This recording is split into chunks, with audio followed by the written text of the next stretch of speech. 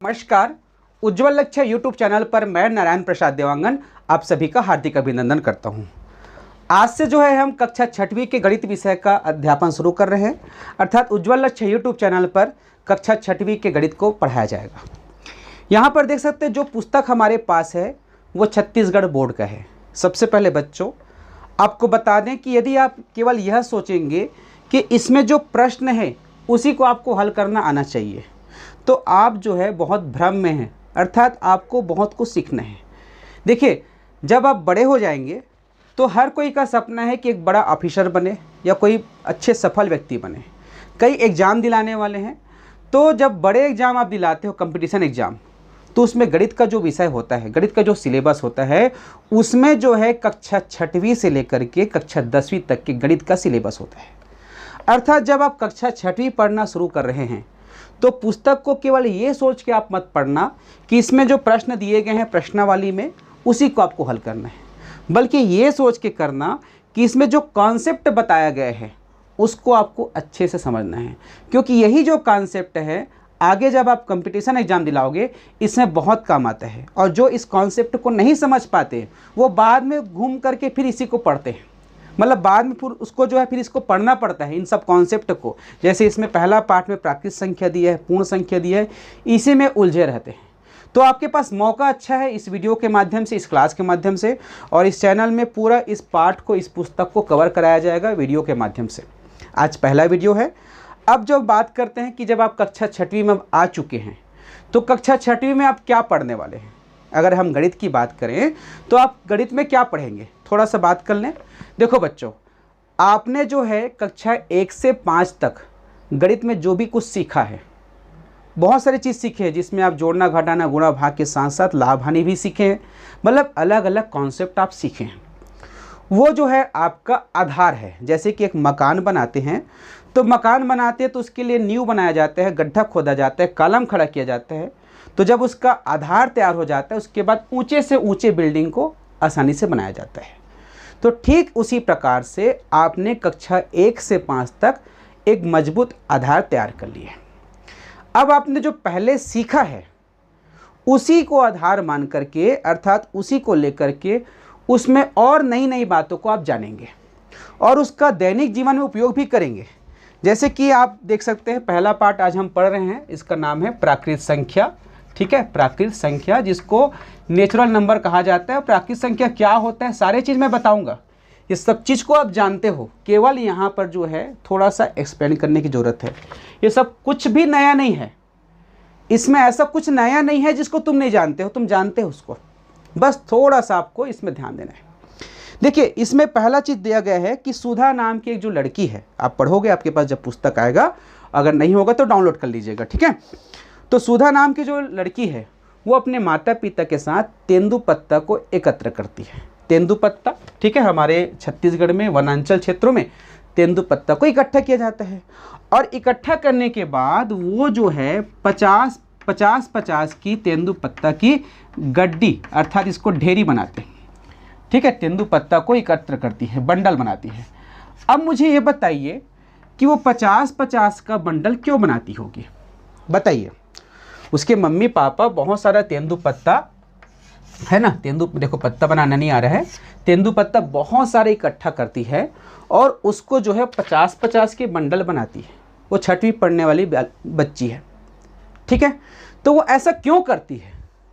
देखिए, सबसे पहली बात यह है कि उसके माता पिता जो है तेंदुपत्ता को जैसे बोरी में बेच रही थी, बोरी में भर के बेचते थे, उसके जगह वो उसकी बेटी जिसका नाम सुधा है अब उसको 50 के बंडल कर रही है। इससे सुधा को फ़ायदा ये हो रहा है कि अभी तक उसने जो सीखे हैं गणित में उसका वो उपयोग कर रही है, अब अपने घर में उपयोग कर रही है, अपने मम्मी पापा की वो मदद कर रही है उसके काम को करने में। किस आधार पर, गणित के आधार पर। गणित। दूसरी ओर 50 के जब वो बंडल बना रही है, बहुत सारे बंडल बना रही है, तो वो जो है इन सब से क्या कर रही है, हिसाब किताब भी लगा रही है, तेंदुपत्ता को गिनना शुरू कर रही है, उसका पूरा हिसाब रख रही है। तो आपको भी गिनती आती है, आपने भी गिनती सीखा है, आपके घर में भी बहुत सारे काम होते हैं, कई जगह आपको हिसाब लगाने होते हैं।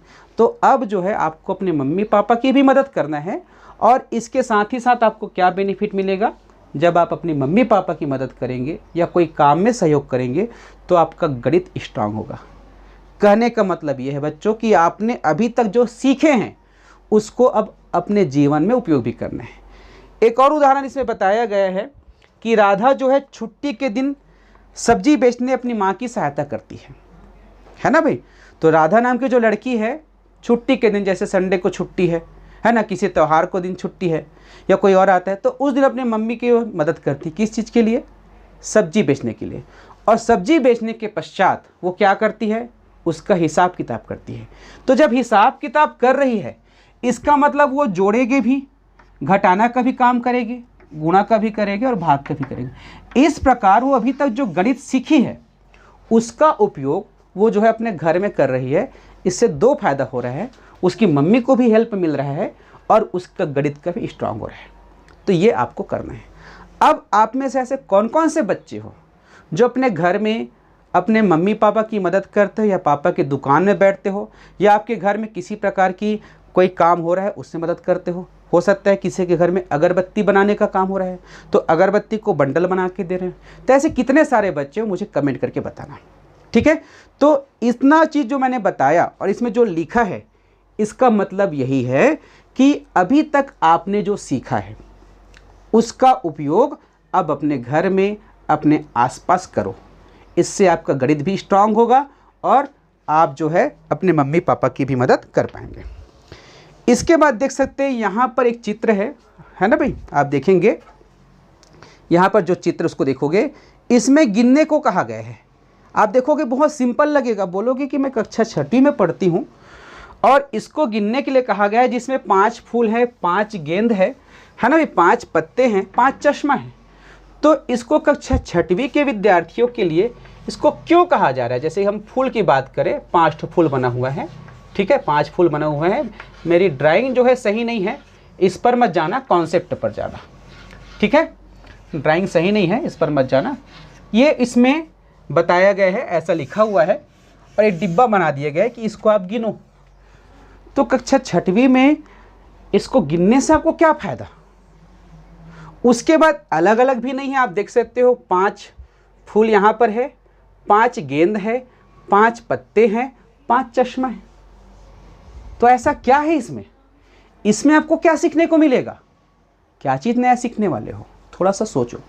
देखो अगर हम इसको गिनते हैं तो इसको इस प्रकार से लिखेंगे 5 फूल, है ना, क्या लिखेंगे? 5 फूल।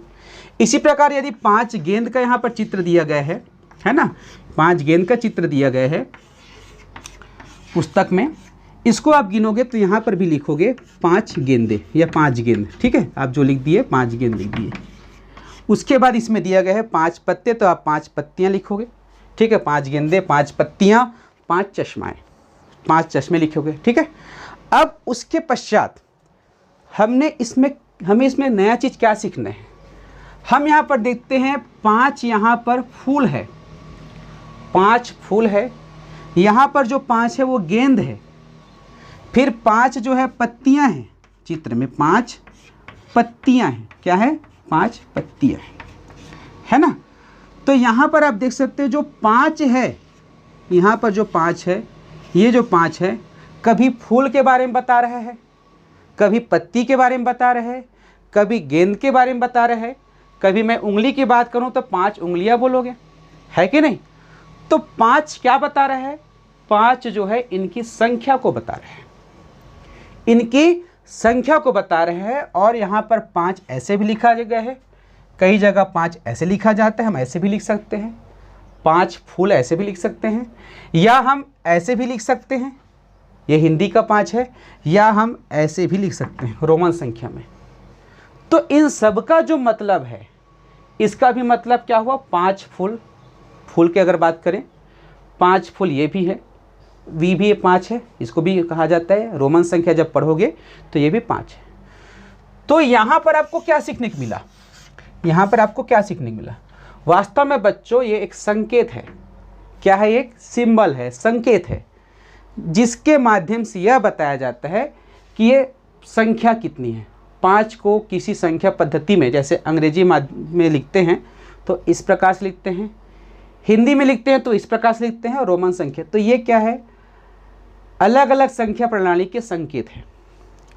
अब इसका उपयोग तो हम जानते हैं, हमको पता है कि अगर हमको बोला जाएगा 6 लिखना है तो हम फट से 6 लिख देंगे, ऐसे भी लिख देंगे, या ऐसे लिख देंगे, या ऐसे लिख देंगे, या ऐसे लिख देंगे। हमको तो पता है क्योंकि हमने पढ़ा है, आपने पढ़ा है, तो हमको पता है कि हम 6 को ऐसे ऐसे लिखा जाता है। या और बोले जाएंगे 6 लिखने बोला जाएगा तो आप 6 ऐसे भी कर दोगे, ये भी क्योंकि आपको पता है। लेकिन ये सोचिए जो पढ़े नहीं हैं, जिनको गिनती नहीं आती, जिनको गिनती के पहचान नहीं है, जिनको गिनती की पहचान नहीं है, क्या वो जो है गिनने का काम कर सकते हैं? 4-5 तो गिन लेते होंगे ना भाई। जो कभी स्कूल नहीं गया है, कभी ऐसा पढ़ाई नहीं किया है, वो भी तो गिन लेते हैं ना, कि नहीं गिनते हैं बताइए। चलो हो सकता है अब अलग अलग जगह देख करके, लिखा हुआ देख करके वो पहचान भी लेगा कि 5 है, लेकिन ये संकेत तो अभी आया ना, ये संकेत तो अभी आया ना कि मतलब कुछ समय हुआ है। लेकिन जो पहले आदि मानव थे, हमारे पहले जो मानव थे, है ना भाई, उन लोगों के पास तो ये संख्या नहीं थी। तो पहले के मनुष्य जो है क्या गिनने का काम नहीं करते थे? बताइए, वो कैसे गिनते रहे होंगे? सोचिए, यही सोच आपको विकसित करना है इस क्लास में। ये सोच विकसित करना है कि उस समय वो कैसे जो है गिनते थे, कैसे गिनते रहे होंगे। ना तो उस समय आप थे, ना तो उस समय मैं था, लेकिन हम यहाँ से सोच सकते हैं कि जिस समय गिनती नहीं थी, कहीं पर कोई लिखने का तरीका नहीं था, है ना, तो वो जो है चीज़ों को कैसे गिनते रहे होंगे। तो आपके पुस्तक में बताया गया है, बहुत अच्छे से बताया गया है कि पुराने समय में जब मनुष्य के पास गिनती के संकेत नहीं थे, अर्थात उसको 5 लिखने के लिए नहीं पता था कि 5 को ऐसे लिखा जाता है, या 5 को ऐसे लिखा जाता है, या ऐसे लिखा जाता है, या ऐसे लिखा जाता है, उनको नहीं पता था। तब वो 5 को कैसे लिखते रहे होंगे, या कैसे जानते रहे होंगे कि 5 ऐसा है। तो कहने का मतलब ये है कि उस समय के लोग भी गिनती जानते थे, और गिनने के लिए वो लोग क्या करते थे, जैसे उनके पास कोई सामान है, जैसे कि कुछ जानवर है, जैसे भेड़ है ना, जैसे भेड़ चला रहे हैं, भेड़ चराने का काम कर रहे हैं, पशुपालन कर रहे हैं। मान लीजिए उसके पास इतना सारा भेड़ है, ठीक है, मैं यहाँ पर थोड़ा सा संकेत बस बना रहा हूँ भाई, 4 भेड़ हैं। तो वो लोग क्या करते थे गिनने के लिए कि मेरे पास इतने सारे भेड़ हैं, तो एक भेड़ के बदले एक पत्थर अपने पास रखते थे, छोटा सा, एक और पत्थर रख दिए, ये एक पत्थर रख के गिनते थे, अर्थात कंकड़ को रख के गिनते थे। अब वो हिसाब लगा लेते थे कि इतना सारा जो है उनके पास संख्या में है। ये आपके पुस्तक में बताया गया है कि जैसे पत्थर रख कर, या पत्थर नहीं है तो बीज को रख करके, या बीज और पत्थर नहीं है तो रस्सी है उसमें गठान बांध देते थे। जैसे गठान बोलते हैं ना, जैसे कि यहाँ पर रस्सी, तो फिलहाल रस्सी देखता हूँ, रस्सी, एक मिनट लाइन में रहेंगे ना, छोड़ेंगे नहीं क्लास को, क्योंकि आपके बेस्ट कॉन्सेप्ट के लिए। मान लीजिए मैं चार्जर की इसको लीड को लिया हूँ, ये रस्सी है, तो उनके लिए क्या करते थे, 4 भेड़ हैं तो वो 4 बार गांठ लगा देते थे ऐसे, ठीक है। इससे भी वो हिसाब करते थे, मतलब हिसाब करने का काम अभी नया नहीं है, काफ़ी पहले से हिसाब किया जा रहा है, ठीक है। इस प्रकार से वो क्या करते थे, गांठ लगा। अब इससे वो देख लेते थे, अब उसको गिनना नहीं आ रहा है, लेकिन वो जानते हैं कि इतने सारे उसके पास भेड़ है, ये ऐसा ऐसा। अब उसको मिलान करना होता था कि कितने भेड़ हैं, तो वो देखते थे जैसे ये भेड़ है तो ये इसके लिए एक हुआ, ये इसके लिए हुआ, ये इसके लिए हुआ, ये इसके लिए। अर्थात वो क्या करते थे, एक भेड़ के लिए या एक सामान के लिए एक कंकड़ को, या एक बीज को, या एक रस्सी की गांठ को अपने पास जानकारी में रखते थे, है ना। तो ये एक क्या बता रहा है, किसी एक वस्तु के संगत में बता रहे हैं, किसी एक वस्तु के संगत में बता रहे हैं। तो वहाँ पर हमने गणित का एक और नया कॉन्सेप्ट सीखा, उसका नाम है संगतता। संगतता, इसको बोला जाता है एक एक की संगतता। आप संगतता को अब किस परिवेश में, आज के समय में किस प्रकार से समझ सकते हैं? अगर आपको ये कहा जाए, आप जिस कक्षा में पढ़ते हो उस कक्षा में मान लो कोई बच्चे नहीं है, लेकिन सभी का बस्ता वहाँ पे रखा हुआ है, मतलब शॉर्ट रिसेस हुआ है, 21 की छुट्टी हुई है या लंच का ब्रेक हुआ है ना, और उस समय कक्षा से बाहर सारे बच्चे हैं, लेकिन कक्षा में उसका बैग रखा हुआ है, बस्ता रखा हुआ है। मान लीजिए 14 बैग रखे हुए हैं, 14 बैग वहाँ पे रखे हुए हैं, तो हम बैग को देख करके पहचान लेंगे ना कि वहाँ पर जो है टोटल क्या है, 14 विद्यार्थी आए हुए हैं, पहचान लेंगे ना। तो वहाँ पर क्या हो रहा है, एक बैग यानी एक विद्यार्थी का है, तो बैग और विद्यार्थी के बीच, बैग और विद्यार्थी के बीच क्या हो रही है, एक एक की संगतता हो रही है। इस शब्दों को ध्यान रखना, ये बहुत जरूरी शब्द है। वहाँ पर बैग और विद्यार्थी के बीच संगतता हो रही है। संगतता के और उदाहरण हैं, जैसे कि आपके घर में जितने भी सदस्य हैं, अगर वो खाना खाने के लिए बैठे हैं, तो जितने लोग खाना खाने बैठे हैं उतनी थाली आप लोग निकालते हैं, अर्थात एक व्यक्ति के लिए एक थाली, है ना। तो एक आदमी और एक थाली की संगतता है। इसी प्रकार आप देखोगे टेबल और बेंच या टेबल और कुर्सी, तो एक टेबल के लिए, जैसे कि यहाँ पर दिया गया है, एक टेबल के लिए एक कुर्सी, तो हम यहाँ पर कुर्सी की संख्या देख करके बता लेंगे कि इसके लिए जो है इतने टेबल की ज़रूरत पड़ेगी। मतलब यहाँ पे संगतता जो है बहुत इंपॉर्टेंट चीज़ है, और इसका उपयोग आप कई जगह पर करेंगे, आप इसको याद रखना, संगतता, ये शब्द आप लोग नोट डाउन कर लो कि संगतता क्या है। मतलब जो पेयर बनाते हैं ना, जोड़ी बनाते हैं, वो संगतता हुआ। जैसे कि अगर मैं इसकी बात करूं, अगर इस ढक्कन को देखता हूं, इस ढक्कन को आप देखते हो, तो आप बता दोगे कि ये एक पेन का ढक्कन है, तो यहाँ पर ढक्कन और पेन की भी एक एक की संगतता है। यहाँ पर 2 ढक्कन नहीं लगेगा, तो एक एक की संगतता है, ठीक है। अब जो है अगली बात जो आती है इसमें, जैसा कि आपकी पुस्तक में कहा गया है उसी को हम देख रहे हैं। अगर मैं गिनने के लिए आपको कहूँ कोई भी चीज़ों को, जैसे आप अपने उंगली को निकाल लीजिए, सामने रखिए इस प्रकार से, उसको गिनिए, चलो उंगली को गिनो, आपके साथ मैं भी गिनता हूँ। तो वहाँ पर ये होगा कि मैं गिन रहा हूँ, तो 1 2 3 4 5। मैंने कैसे गिना, 1 2 3 4 5, क्योंकि 5 ही निकाला था, 5 तक खत्म।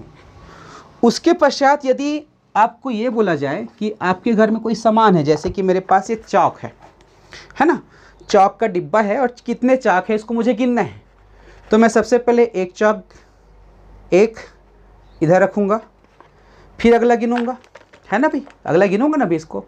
अर्थात गिनने का जो काम हो रहा है उसमें आप देखोगे स्वाभाविक रूप से आपकी गिनती कहाँ से शुरू होती है, 1 से शुरू होती है, और तब तक चलती है जब तक कि चीज़ें की गिनती पूरा ना हो जाए। यदि 25 तो चॉकलेट है तो हम तब तक गिनती बोलेंगे जब तक वो चॉकलेट को हम पूरा गिन न लें। अर्थात हम 1 से लेकर के 1 2 3 4 5 6 7 ऐसे गिनते गिनते हम 25 तक गिनेंगे। क्यों? क्योंकि हमारे पास 25 ही चॉकलेट थे। अब अगर ये बोला जाए आपको कि आकाश में जो तारे हैं उसको आपको गिनना है, तो आप शुरुआत कहाँ से करोगे? सीधा सीधा बोल दोगे नहीं गिन सकते? कोशिश तो करोगे ना भाई। आप कोशिश करोगे तो वहाँ पर होगा 1 फिर 2, गिनते जाओगे, गिनते हो सकता है 50-60 तक गिन लोगे, लेकिन गिनते गिनते ऐसा होगा कि हम इतने सारे रहेंगे, इतने सारे तारे हैं जिसको हम गिन नहीं सकते, गिनती कभी ख़त्म नहीं होगी। हो सकती है क्या? अर्थात वो आगे बढ़ते जाएगा, आगे बढ़ते जाएगा। अगर हम 1 लाख भी बोल दिए तो 1 लाख के बाद 1 लाख 1, 1 लाख 2, 1 लाख 3, इस प्रकार से वो जो है बढ़ते जाएगा। तो इसका एक नया नाम आपको पढ़ना है। अभी तक इसको आप क्या बोलते हो? 5वीं तक आपने क्या पढ़ा है? इसको गिनती। इसको क्या बोले? गिनती लिखो। कई बार आपको लिखाया गया ना पाठ में, गिनती लिखो। तो वहाँ पर आपने जो गिनती शब्द प्रयोग किया है ना, गिनती शब्द प्रयोग किया, अब उसी का नया नाम आप सीखना पड़ेगा आपको, प्राकृत संख्या। अर्थात जो संख्या हम गिनने के लिए प्रयोग करते हैं वही प्राकृत संख्या है। बस सिंपल सी बात।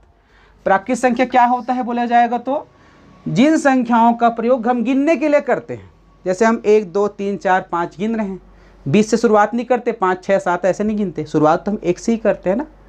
तो गिनने की शुरुआत हम 1 से करते हैं और गिनते जाते तब तक गिनते जाते हैं जब तक जिस चीज़ को हम गिन रहे हैं वो ख़त्म नहीं होती या उसको हम पूरा गिन नहीं लेते। लेकिन अगर वो वस्तु ही बहुत सारी है, जैसे सर के बाल को गिनने के लिए कहा जाए तो हम गिनने की कोशिश करेंगे लेकिन ये गिन नहीं पाएंगे, बहुत सारे होते हैं, है ना भाई। तो इस गिनती की लास्ट कहाँ पर है ये हमको पता नहीं चलता, ये आगे बढ़ते ही जाता है ना। तो इसी समूह को अर्थात 1 से शुरू होकर के जो गिनती आगे बढ़ती जाती है, इसी समूह को कहा जाता है प्राकृत संख्या, और इसको अंग्रेजी में कहा जाता है नेचुरल नंबर। क्या कहा जाता है? नेचुरल नंबर कहा जाता है। और चूंकि ये जो है n से शुरू हुआ है, नेचुरल नंबर जो है n से शुरू हुआ है, इसलिए इसको अंग्रेजी भाषा के अंग्रेजी अक्षर n से बताया जाता है। n अर्थात प्राकृत संख्या। प्राकृत संख्या को n से दर्शाया जाता है, प्राकृत संख्या को n से दर्शाया जाता है। ये आपको सीखना है, यहाँ पर आपको रटना नहीं है कि प्राकृत संख्या को n से दर्शाया जाता है। आपको देखना यह है कि प्राकृत संख्या को कहा जाता है नेचुरल नंबर, और नेचुरल जो है n से शुरू होता है, तो इसलिए इसको n से दर्शाया जाता है। अब आप देखे होंगे कि हम गिनती की शुरुआत जब कर रहे हैं तो कहाँ से कर रहे हैं? 1 से कर रहे हैं। कहाँ से कर रहे हैं? 1 से कर रहे हैं। 1 2 3 4 5 गिनते जाते हैं। अर्थात सबसे शुरू में हम इसी को बोल रहे हैं, 1 के बाद जो संख्या है वो इससे बड़ी है, 2 से बड़ी 3 है, अर्थात ये सबसे छोटी संख्या हुई। तो आपसे पूछा जाएगा कि सबसे छोटी प्राकृत संख्या कौन सी है? क्या पूछा जाएगा? सबसे छोटी प्राकृत संख्या कौन सी है? तो आपका उत्तर होगा कि सबसे छोटी प्राकृत संख्या जो है, सबसे छोटी प्राकृत संख्या है ना, प्राकृत संख्या बराबर क्या हो जाएगा? 1 हो जाएगा। Smallest number, smallest natural number, ठीक है। सबसे छोटी प्राकृत संख्या 1 होगी। अब प्राकृत संख्या के कुछ गुण भी है। गुण क्या है? जो आपकी पुस्तक में बताया उसी को मैं बता रहा हूँ। यदि हम किसी प्राकृत संख्या में 1 को जोड़ दें, अर्थात जैसे पहले 1 है तो हमें ठीक उसके बाद की प्राकृत संख्या मिलेगा। अगर हम इस 2 में 1 को जोड़ दें तो 2 और 1 3, उसके बाद का मिल गया। 3 में 1 को जोड़ देंगे तो यहाँ पर 3 और 1 4 नहीं सीख रहे हैं हम ये सीख रहे हैं कि किसी भी प्राकृत संख्या में यदि हम 1 को जोड़ देते हैं तो उसके बाद की प्राकृत संख्या हमको मिलती है। यदि हम 10 करोड़ में 1 जोड़ देंगे तो 10 करोड़ 1 मिलेगा, वो भी एक प्राकृत संख्या है। अर्थात हर प्राकृत संख्या में हम 1 जोड़ करके उसके बाद की प्राकृत संख्या को पता कर सकते हैं। इस प्रकार सबसे बड़ी संख्या हम बता सकते हैं क्या? अगर मैं बोलूँ कि 10 करोड़ सबसे बड़ी संख्या है तो 10 करोड़ में 1 जोड़ दो, 10 करोड़ 1 हो जाएगा, उसमें और जोड़ दो, 10 करोड़ 2 हो जाएगा। अर्थात सबसे बड़ी प्राकृत संख्या हम पता नहीं कर सकते, उसका कोई अंत नहीं है, उसका कोई अंत नहीं है। इसलिए सबसे बड़ी प्राकृत संख्या को बता नहीं सकते, इसलिए यहाँ पर अनंत लिखा जाता है। अनंत का अर्थ हुआ कि जिसका कोई अंत नहीं है, इसका कोई अंत नहीं है। तो इस प्रकार से आपने प्राकृत संख्या सीखा। अब इसी पुस्तक में, इस पाठ में जो है आप देखेंगे क्रियाकलाप 2 है। क्रियाकलाप 2 है जिसमें आपने जो कक्षा 2री और 3री में पढ़े हैं उसी कॉन्सेप्ट को यहाँ पर एक बार फिर से बताया गया है। अब वो कॉन्सेप्ट कौन सा उसको देखिए। वो जो कॉन्सेप्ट है आप जानते हैं, बढ़ते क्रम और घटते क्रम, बढ़ते क्रम है ना और घटते क्रम। तो इसका उपयोग क्या है? बढ़ते क्रम और घटते क्रम का उपयोग क्या है बताओ। चलो ठीक है, आपने पढ़ा भी होगा, जैसे कि 4 है, 7 है और 3 को बढ़ते क्रम में करना है तो इसको बड़ा करना पड़ेगा, अर्थात बढ़ाना पड़ेगा। तो सबसे पहले 3 को, फिर 4 को, फिर 7 को, ये बढ़ते क्रम हो गया। आपका सवाल बन गया, इतना तक सीमित मत रखना। इसका उपयोग क्या है? बढ़ते क्रम घटते क्रम का उपयोग आपने कहाँ कहाँ देखा है? कहाँ कहाँ देखा है बताइए। मैं आपको कुछ उदाहरण बता रहा हूँ, फिर आप लोग कमेंट करना। देखिए, जैसे कि आप कोई दुकान जाएंगे, जैसे आप इलेक्ट्रॉनिक दुकान चले गए तो वहाँ पर टीवी रखा है, टीवी को दीवार में चिपका कर रखे हैं। आजकल तो दीवार में चिपकाने वाला टीवी आता है, ऐसा अलग अलग टीवी है ना, ऐसा अलग अलग टीवी है। तो उसमें आप देखेंगे रेट किस प्रकार से रहता है, देखना। मान लीजिए शुरुआत में दिया है 7,000 का ये टीवी है, तो उसके बाद वाला टीवी का जो रेट है ऐसे थोड़ा सा बढ़ा हुआ रहेगा, 7,200, 8,000, ऐसे धीरे धीरे धीरे धीरे कीमत बढ़ते जाती है। आप देखोगे ऐसा जमा कर रखा है। खरीदने वाला भी देखता है, हाँ ये 5,000 का या 7,000 का है तो थोड़ा सा और अच्छा देख लेता हूँ, थोड़ा और आगे बढ़ता है और अच्छा। उसके बाद धीरे धीरे धीरे वो अपने बजट के हिसाब से और क्वालिटी के हिसाब से टीवी को पसंद करता है। तो मान लीजिए इसी को अगर ऐसा रखता, इसी को सबसे पहले 8,000 का रख देता, उसके बाद 4,000 का रख देता, उसके बाद फिर 9,000 का रख देता, तो ऐसा कहीं पर आपने देखा है क्या? ऐसे कहीं जमाए हुए? ऐसा नहीं जमाया जाता। जो आप दुकान में जाओगे आप देखोगे इस प्रकार से नहीं जमाया जाता, बड़ा क्रम से जमाया जाता है, कम से ज़्यादा में या ज़्यादा से कम में। जैसे आप साड़ी लेने जाओगे आपके मम्मी के साथ, तो शुरुआत में बहुत क्या बोलते हैं, बड़ा महंगा ले साड़ी दिखा देते हैं, 1,000 2,000 5,000 की साड़ी दिखा देंगे। फिर धीरे धीरे बोलते हैं थोड़ा सा कम करो, थोड़ा सा उससे कम कम करते करते करते करते वो घटते क्रम है। तो वहाँ पे वो क्या प्रयोग कर रहे हैं, वो घटते क्रम से। एकदम से एकाएक आपको एकदम सस्ता नहीं दिखाते, एकदम से ऊपर नहीं दिखाते, मतलब वो आपके मन के भाव को पढ़ करके बढ़ते क्रम और घटते क्रम का प्रयोग करते हैं। तो बच्चों यहाँ पर भी आपको वही काम करना है। अब यहाँ पर कुछ सवाल दिए गए हैं जिसमें कहा गया है कि इसको घटते क्रम और बढ़ते क्रम में आपको जमाना है। एक सवाल मैं बनाया तो हूँ, बाकी आप लोग बनाएंगे। जैसे इसमें दिया गया है 67 दिया है, 78 दिया है ना, 67 78 दिया है, 75 दिया है, 57 दिया है ना, और 25 दिया है।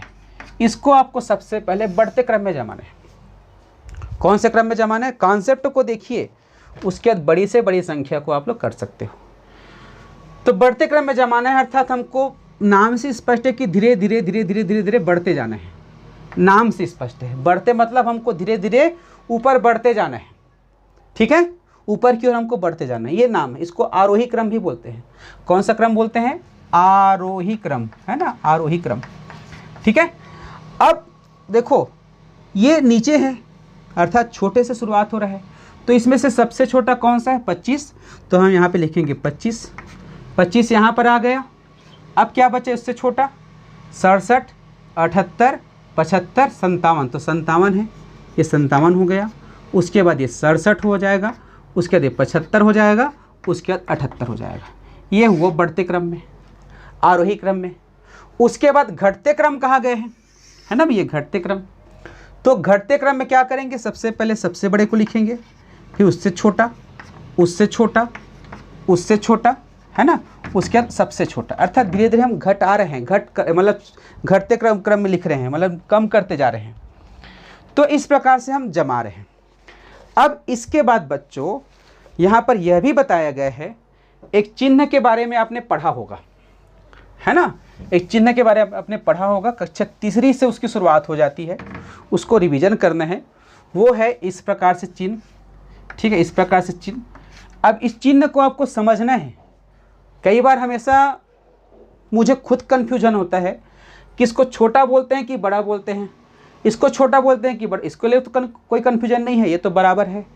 लेकिन इसमें हमेशा कन्फ्यूजन रहता है कि वास्तव में कौन छोटा है कौन बड़ा है। तो आपने कक्षा 5वीं 4थी में पढ़े होंगे, टीचर पढ़ाए भी होंगे, और आपने हमारा वीडियो भी देखा होगा, उससे बताए हैं कि जिधर छोटा रहता है, जैसे 6 है 7 है, तो जो छोटा रहता है उसके तरफ वो नुकीला हिस्सा रहता है, अर्थात ये इस प्रकार से बनेगा। ये जो नुकीला हिस्सा है हमेशा छोटे की ओर रहता है, जो फैला हुआ हिस्सा है वो बड़े की ओर रहता है। यही यदि इस प्रकार से रहता, 10 रहता, इधर 4 रहता, तो ये बड़ा है, नुकीला हिस्सा छोटे की ओर रहेगा, तो इस प्रकार से। तो इसको पढ़ते कैसे देखो, 6 छोटा है 7 से, ये दिख रहा है ना अभी, क्योंकि 7 से छोटा हमको दिख रहा है। तो 6 छोटा है 7 से, और इसको कैसे पढ़ेंगे? 10 बड़ा है 4 से, ठीक है। अब उसके बाद बराबर, तो आप जानते हो इधर भी 10 है तो इधर 10, 10 बराबर 10, दोनों बराबर है। तो इतना जो है आपके इस पार्ट में बताया गया है, इतने सारी चीज़ों को रिवीजन कराया गया है। अब इसमें देख सकते हो जो प्रश्नावली के प्रश्न हैं उसको थोड़ा सा हम यहाँ पर देखेंगे, उसके बाद आपको इनको खुद बनाना है, और किसी प्रकार की कोई दिक्कत होगी तो कमेंट करना, अगला वीडियो में इसके प्रश्नावली को हल करके भी बताया जाएगा। जैसे कि यहाँ पर पूछा गया है कि सबसे छोटी प्राकृतिक संख्या कौन सी है, ठीक है, कौन सी है आप कमेंट करके बताइए। उसके बाद देख सकते हो यहाँ पर ये जो संख्या है और ये जो संख्या, इन दोनों में कौन सी संख्या बड़ी है ये पूछा गया है, इसको भी आप जानते हो। अब उसके बाद तीसरे प्रश्न में चिन्ह लगाने के लिए कहा गया है, जैसा कि मैंने अभी बताया, ये तीनों चिन्ह को जैसा जैसा स्थिति होगा उसको आपको बनाना है। उसके बाद जो चौथा प्रश्न है ये थोड़ा सा आपके लिए कठिन हो सकता है। प्रश्न ये है कि 1 से 100 के बीच की संख्याएं लिखने के लिए कितनी बार 9 का प्रयोग करना पड़ता है। तो देखो इस प्रश्न को जब आप हल करोगे, है ना, तो वहाँ पर आप रटना मत, नहीं बनेगा तो कमेंट करना। इसका एकदम कॉन्सेप्ट वाला वीडियो मैं लेकर आऊँगा, अगले क्लास में इसको बताऊँगा ही बताऊँगा, ठीक है। कमेंट जरूर कर देना और 5वां प्रश्न भी बनाना। तो इस प्रकार से आज का जो पहला क्लास रहा उसमें हमने जाना कि इस पाठ में हमको क्या क्या सीखना था। अब क्या करना, जितना मैंने बताया वो सारे चीज़, वो सब चीज़ जो है मैंने इसी पुस्तक के आधार पर बताया है। तो आप जो है इस पुस्तक का जो पहला पाठ है इसको यहाँ से लेकर यहाँ तक, यहाँ से लेकर यहाँ तक, यहाँ से यहाँ तक एक बार पढ़िए ज़रूर। अगर आपके पास पुस्तक नहीं है तो मैं नीचे एक लिंक दे रहा हूँ, उस लिंक में जा कर के आप जो है पुस्तक को डाउनलोड भी कर सकते हैं। SCRT रायपुर का जो है लिंक है, CG स्कूल का लिंक है, वहाँ से आप डाउनलोड कर सकते हैं। तो ये क्लास आपके लिए कितना उपयोगी रहा कमेंट करके बताइएगा, और आपके कमेंट के आधार पर ही आगे की क्लास चलेगी। जुड़े रहिएगा उज्ज्वल लक्ष्य यूट्यूब चैनल से। नमस्कार।